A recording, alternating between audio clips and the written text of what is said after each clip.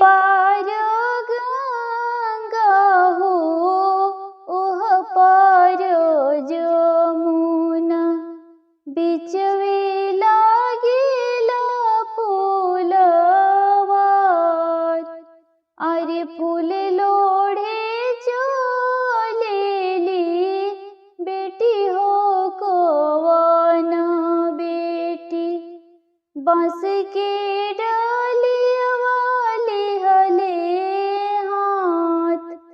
अरे घोड़वा चढ़ल अइले दुल्हा कवन दुल्हा, लपकी धरेले दहिन बाँ।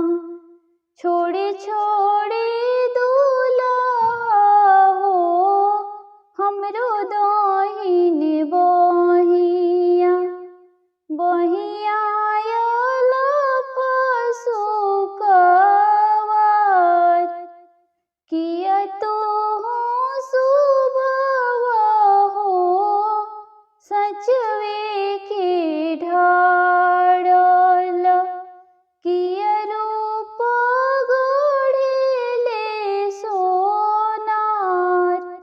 अरे नाही मोरे दुल्हा हो सचवे के ढाड़ल, नाही मोहि के गढ़ेले सोनार। अपना ही माई बाप के